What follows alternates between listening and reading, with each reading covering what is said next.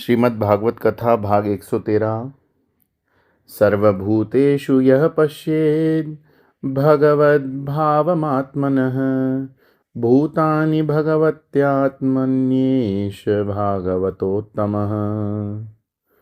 तृतीय स्कंध अध्याय 5। विदुर जी मैत्रेय जी से कहते हैं कि आप हमको भगवान की अनेक कथाओं में से रस निकाल कर बताइए। हम फल खाते हैं तो उसके छिलके, बीज इत्यादि से परेशानी हो सकती है। सीताफल के बीज तंग कर डालते हैं। गन्ना खाना बहुत परेशानी का काम है, लेकिन गन्ने का रस तो बहुत आनंददायक होता है। इसी प्रकार अनेक ग्रंथों के अध्ययन में वैराग, विवेक, वैराग, षट संपदा, मुमुक्षुत्व आदि को लेकर परेशान होने के बदले सीधा साधा भागवत का रस पियो और मस्त रहो।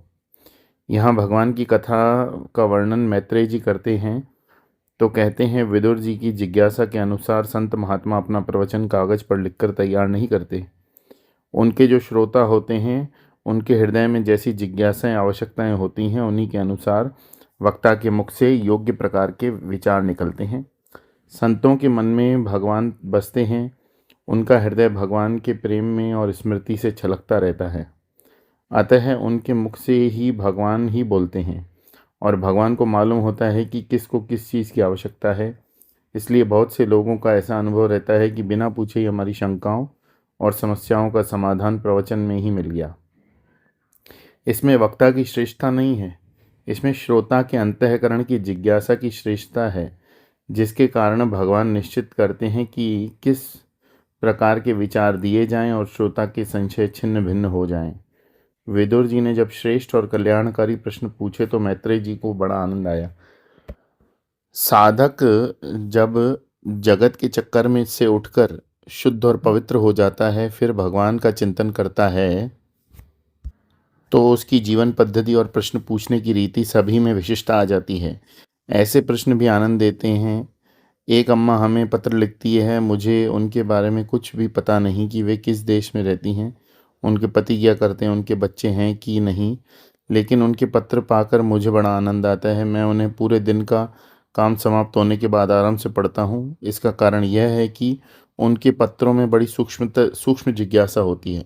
जैसे, स्वामी जी, आपने पंचदशी में लिखा है, मुझे ठीक से समझ में नहीं आया, मुझे लगता है कि ऐसा होना चाहिए, आप बताइए कि मैं ठीक समझ रही हूँ कि नहीं।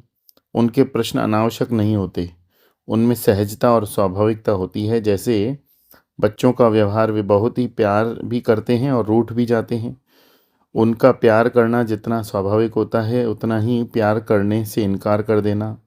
लेकिन जो जगत में फंसा हुआ है, अहंकार से दबा हुआ है, उसके व्यवहार में सहजता नहीं आती। वे जब वाणी के से कहते हैं कि आप आए तो बहुत खुशी हुई, तो उनका मन कहता रहता है कि कब जाओगे। यह कृत्रिमता उनके हाव भाव से तुरंत आ जाती है। हमें तो अनेकों के साथ रहना पड़ता है, एकदम पता चल जाता है कि कहाँ स्वाभाविकता है और कहाँ कृत्रिमता। जहाँ कृत्रिमता होती है वहाँ मन नहीं लगता। यह बात सत्य है कि हमें सबके साथ एक जैसा प्रेम करना चाहिए। हम इसे स्वीकार भी करते हैं, लेकिन ऐसा प्रतीत होता नहीं। एक बार हमने एक बड़े महात्मा जी से पूछा, जो भगवान के बड़े श्रेष्ठ भक्त हैं, स्वामी जी, कभी कभी किसी व्यक्ति के साथ रहने पर हृदय में एक अग्नि से प्रज्वलित हो जाती है। उस समय ऐसा लगता है कि या तो वे चले जाएं या हम कहीं भाग निकलें। ऐसा क्यों होता है? इससे हमें निकालो। उन्होंने कहा, अच्छा बैठो, देखो भगवान क्या कहना चाहते हैं। हम बैठे, इधर उधर की बातें होने लगी।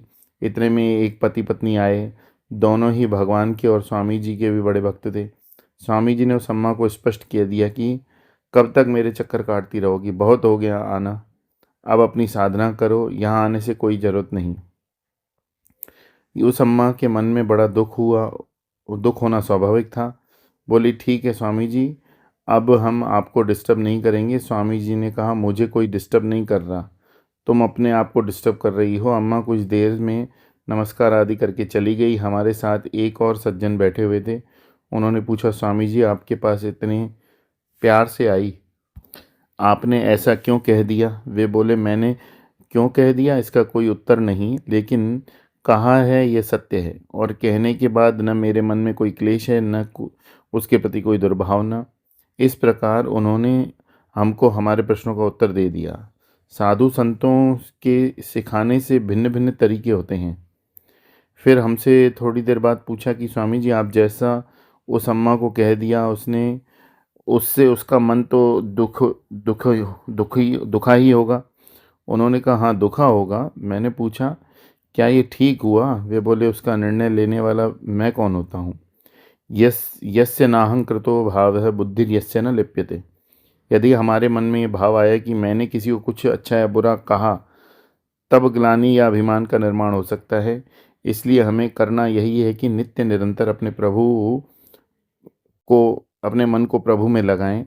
बाकी इस जगत में इसको प्रसन्न करो, उसको प्रसन्न करो, भगवान भी सबको प्रसन्न नहीं कर सके।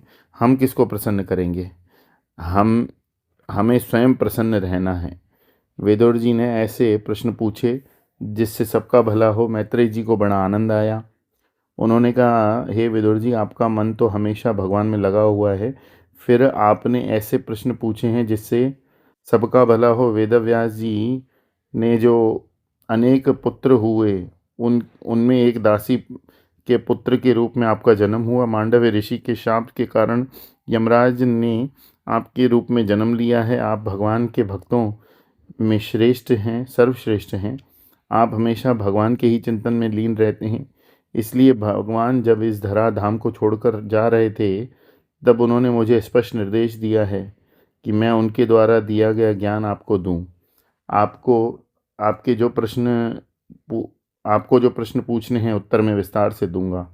आप ध्यान से सुनना, क्योंकि यही भगवान की लीला है। सबसे पहले मैत्रेय जी स्पष्ट सृष्टि के निर्माण का प्रसंग लेते हैं।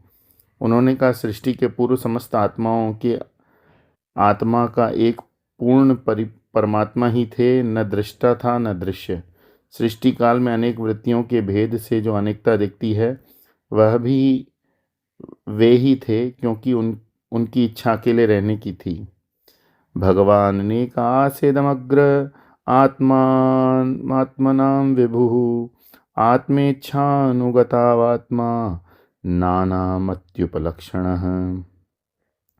भगवान में सृष्टि के निर्माण का प्रसंग 10 बार आया है। यहाँ यह स्पष्ट समझ लें कि इसका उद्देश्य हमें निर्माण की प्रक्रिया को ठीक ठीक समझना नहीं है। उद्देश्य यह है कि हम जगत को लेकर चिंतन करना आरंभ करें और पहुंच जाएं प्रभु के चिंतन तक। वस्तु के चिंतन की सफलता तभी है जब हमें तत्व का दर्शन करा दें। उदाहरण स्वरूप, यदि आप वेदांती हैं तो आप चिंतन करेंगे सांप का और दर्शन होगा रस्सी का। आप चिंतन करेंगे मृग मरीचिका का और दर्शन होगा सूर्य की किरणों का। आप चिंतन करेंगे आभूषण के रूप का और दर्शन होगा स्वर्ण का। यही ज्ञान योग है। इसी प्रकार हम किसका भी चिंतन क्यों न करें, यदि हम चिंतन के द्वारा हम परमात्मा के पास पहुंचते हैं तो वह होता है भक्ति योग। और यदि चिंतन हो तो बहुत अच्छा, लेकिन उसके द्वारा हम भगवान से दूर चले जाएं तो वह होता है भक्ति रोग। रोग में आदमी स्वयं भी दुखी, दूसरों को भी दुखी करता है। सत्संग करने वालों में विचित्र विचित्र भक्ति होगी। हम लोगों से को मिलते हैं और भगवान की लीला मानकर ही हम इनसे अप्रभावित रह पाते हैं। एक अम्मा मेरे पास पहली बार आई और अपना दुखड़ा सुनाने लगी। मैंने गलती की, बड़ी शांति से सब कुछ सुन लिया। अब तो उनको मुझसे इतनी अपेक्षा हो गई कि क्या बताऊं। कितने भी लोग क्यों ना बैठे हों, वो सबको हटाकर स्वामी जी कहती हुई हमारे पैरों में पड़ने लगी। इसके कारण दूसरों को कष्ट होता और कुछ कह दे तो अम्मा बड़ी दुखी हो जाती। हम लोगों को महात्माओं के पास जाना चाहिए परमात्मा के तत्व को जानने के लिए, लेकिन हम जाते हैं अपने अहंकार को पुष्ट करने के लिए। इसलिए सत्संग में जाने से कोई लाभ नहीं होता, बल्कि अहंकार में एक और वृद्धि हो जाती है। हम बड़े सत्संगी हैं, हम आध्यात्मिक चिंतन करें तो हमारा लक्ष्य स्पष्ट होना चाहिए, तब हम प्रक्रिया में ही उलझे नहीं रहेंगे। बोलिए श्री कृष्णचंद्र भगवान की जय। श्रीमद् भागवत महापुराण की जय।